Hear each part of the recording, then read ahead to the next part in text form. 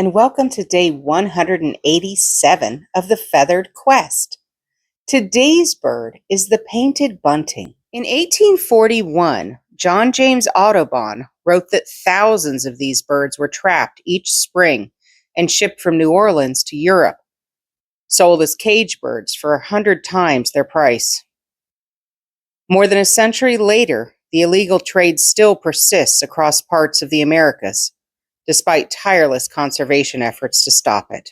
Let's go find that daily feather.